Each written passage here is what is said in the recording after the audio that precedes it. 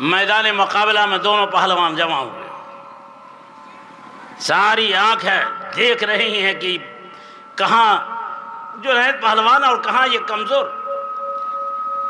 پہلوان جب لڑنے لگتا ہے تو لڑنے سے پہلے ہاتھ ملاتا ہے، ہاتھ ملانے میں وہ آزماتا ہے کتنا پاور کا ہے ہمارا مد مقابل۔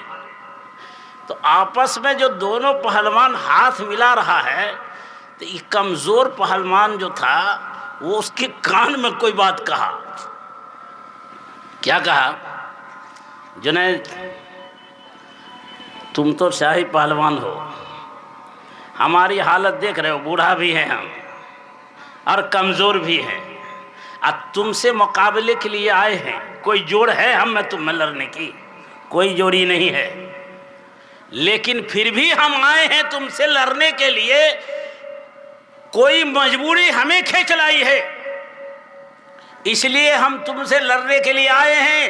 میرے پیٹ میں دانے نہیں ہیں، ہمارے گھروں میں فاقہ کشی ہے، بال بچے بھوکے مر رہے ہیں ہمارے، میں بھیک بھی نہیں مانگ سکتا، دستے سوال دراز نہیں کر سکتا، کیونکہ میں آل رسول سے تعلق رکھتا ہوں، میں سید ہوں حضور اکرم صلی اللہ علیہ وسلم کے خاندان سے۔ کوئی شکل مجھے نظر نہیں آئی، اس لیے میں نے یہ سوچا کہ میں تمہیں سے یہ کہوں کہ اس مجبوری نے مجھے تمہارے پاس لائی ہے، رسول اللہ صلی اللہ علیہ وسلم کی نسبت اور محبت میں آج تم اللہ کے لیے شکست کھا جاؤ، میں جیت جاؤں گا اور مجھے شاہی انعام ملیں گے، میری زندگی سنور جائے گی۔ یہ بات بیٹھ گئی جنید کے دل دماغ میں، آپ صلی اللہ علیہ وسلم کی نسبت سامنے آ گئی۔ اب اس نے اس کو دل میں سوچا کیا کرے، اگر شکست کھاتے ہیں تو میری تو مٹی پلید ہو جائے گی، ساری دنیا تھوکے گی کہ کمزور پہلوان کے سامنے جنید شاہی پہلوان ہار گیا، میری تو ناک کٹ جائے گی، میری عزت آبرو چلی جائے گی۔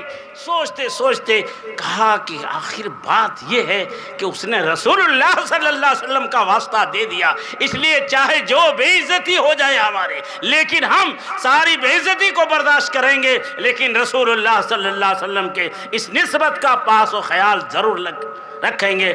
کشتی شروع ہو گئی۔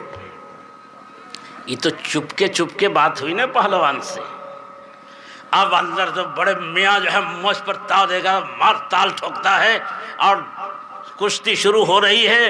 ادھر سے پہلوان جنید پہلوان دھکا دیتا ہے، یہ بھی دھکا دیتا ہے، ادھر پھر دیتا، وہاں جا کے گرتا ہے جنید پہلوان۔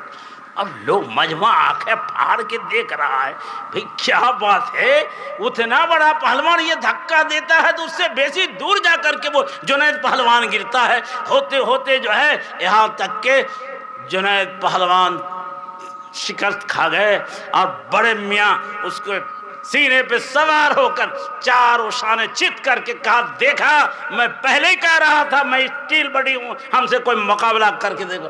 تالیاں بج گئی، انعاموں کی بارش ہو گئی، جنید کی مٹی تو پلید ہو گئی۔ بادشاہ بھی بہت غمگین ہوا اور کہا، تو جنید تو نے ہماری مٹی کو پلید کر دیا، اور جو رسوائی ہوئی سب کو اس نے برداشت کیا، لیکن بڑے میاں کی زندگی بن گئی، گھر کی حالت سدھر گئی، اور پھر ان کے فقر و فاقہ دور ہو گئے، غریبی امیری میں بدل گئی۔ پھر کیا ہوا؟ جنید پہلوان کو دن بھر جو درگت ہوئی وہ تو کہنے کے لائق نہیں ہے، شرم کے مارے منہ دکھانے کے لائق نہیں ہے، گھر میں چھپ گئے، رات کو سویا تو نیند کیا آئے گی، پریشانی کے عالم میں بے عزتی کہاں گوارا کر پائے۔ آنکھ جو لگی ہے تو خواب میں احمد مجتبیٰ محمد مصطفیٰ صلی اللہ علیہ وسلم کی زیارت ہوئی۔ ہاں جنید، تو نے میرے لیے اپنی بے عزتی برداشت کی، اپنی ناک کٹوائی، میرے خاندان کا ایک فرد جو سید تھا اس نے اپنا دستے سوال دراز کرنے کے قابل نہیں سمجھا اور اس نے یہ ترکیب سوچی اور تم نے اس کی مدد کی، اس کی حالت بدلی، اس نسبت کا تو نے خیال رکھا، اللہ کے ہاں جنید تیرا یہ مرتبہ و مقام ملا کہ آج تاریخ سے تم جنید بغدادی ہو گئے، ولی کامل ہو گئے۔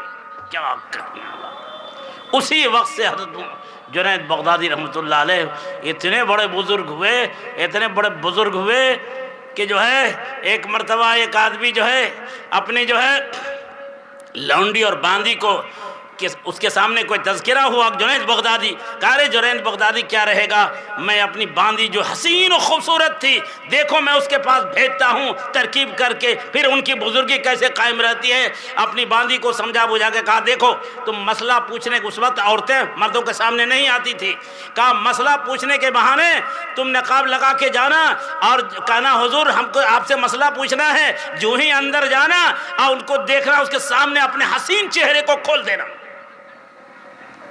اب جو اندر گئی حضرت جنید بغدادی کے سامنے ہوئی مسئلہ پوچھنے کے بہانے، اور جاتے ہی نقاب رخ الٹ دیا، بہت حسین و جمیل تھی۔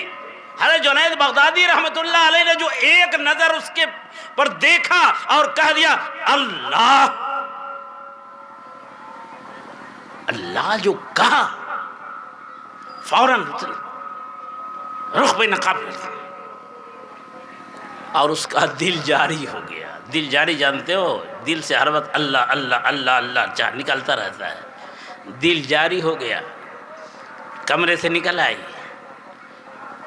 اور اس کا مالک جو تھا وہ برا خیال رکھتا تھا حضرت جنید کی بغدادی کی، کہا کیا ہوا، کہا بس اب تو میں تیرے کام کی نہیں رہی، ہر وقت اللہ اللہ اللہ اللہ اللہ ہر وقت مشغول۔ تو وہ کہتا تھا ہم نے جنید بغدادی کا کیا بگاڑا کہ میری محبوبہ کو مجھ سے الگ کر دیا۔ بہرحال کہاں سے کہاں بات چلی گئی، تو بھائی نسبت آپ نے بگوارا والوں نے ایک یہ جلسہ کیا اور دین کی نسبت کیا، پھر علماء کرام کی باتیں سنیں گے، یہ کوئی معمولی نسبت نہیں ہے، بہت بڑی بات ہے۔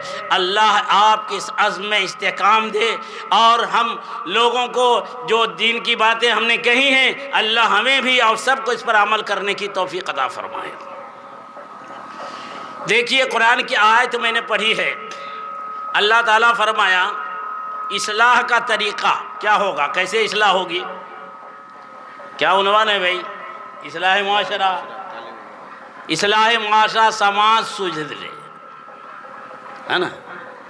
اور عام طور پہ ہم یہی کہتے ہیں کہ ہمارے اندر جتنی بھی علم نہیں ہے اس لیے یہ ساری پریشانیاں آ رہی ہیں۔ تو سماج اور اصلاح سماج کی ہو یا اپنی ہو کیسے ہوگی، کہنا سننا ہے یہی طریقہ ہے۔ ایک طریقہ وہ ہے جو اللہ نے بتایا کہ ہم کیسے سدھریں گے، اور وہ طریقہ ہے جو اللہ نے اپنے رسول کو بتایا کہ رسولو تم کیسے سدھرو گے، تمہارے اندر سدھار کیسے ہوگی، قرآن سے پوچھئے۔ اللہ نے قرآن میں ارشاد فرمایا یا ایھا الرسول کلوا من الطیبات واعملوا صالحا، اے رسولو پاکیزہ اور حلال مال کھاؤ اور اچھا عمل کرو۔ اس کا مطلب ہوا ارے اچھا کون ہوتا ہے، جس کا عمل اچھا ہوگا، سدھرا ہوا کون ہوگا، جس کا عمل اچھا ہوگا، اور عمل کس کا اچھا ہوگا، جس کے پیٹ میں حلال مال جائے۔ اے رسولو پاک حلال چیز کھاؤ اور نیک عمل کرو، اگر اندر گڑبڑ ڈال دیا اس کے اندر پھر حرام اندر جائے گا اور اچھے عمل کے تصور نہیں ہو سکتا۔ اس لیے بھائی آدھی روٹی کھانی پڑے، بھوکے رہنے پڑے، ماں بہنوں حلال کھانے کی فکر کرو، اللہ نے تھوڑے میں بہت دے دے گا۔ اگر آپ نے آج ہمارے سماج میں یہ حلال حرام کی تمیز ختم ہو گئی، بزنس کرنے والا، معاملہ کرنے والا، ناپ تول میں کمی کرنے والا، کہاں پر ہے جو دین ہماری زندگی کے اندر ہے؟ حلال حرام کی تمیز ہم نے جب ختم کر دیا تو ہم لاکھ جلسہ کر لیں گے، اس سے کیا فرق پڑے گا؟ اللہ کا خوف ہمارے دل سے نکل گیا۔ سب سے بڑی بات، صرف علم سے بھی کچھ نہیں ہوگا، یقیناً کچھ نہیں ہوگا۔ جتنے بھی گڑبڑ ہو رہے ہیں، کیا وہ جاہل آدمی کر رہے ہیں؟ پڑھے لکھے نہیں کر رہے ہیں گڑبڑی ہے۔ علم تو ہے، خوف خدا زندگی سے نکل گئی، دین زندگی سے نکلا۔ دین کیا نکلا؟ یہ صدا پورے عالم میں جو لگائی جا رہی ہے کہ اے لوگوں، ہماری اور آپ کی اور سارے عالم کی کامیابی اللہ نے دین میں رکھی ہے۔ زندگی میں دین آئے گا، انشاءاللہ سدھار ہوگی، زندگی سے دین نکلے گا، ہم بگڑیں گے، بگڑتے چلے ہی جائیں گے، چاہے کتنی ہی اعلیٰ سے اعلیٰ ڈگریاں ہو جائیں، ہم پروفیسر بن جائیں، ہم ایم اے کر لیں، ہم بی اے کر لیں، ہم فلاں صاحب بن جائیں، ہم فلاں صاحب بن جائیں، ہم حافظ صاحب بن جائیں، ہم مولانا صاحب بن جائیں، دین زندگی میں نہیں ہوا تو کچھ نہیں ہوا۔ دین زندگی میں نہیں ہوا تو کچھ نہیں ہوا۔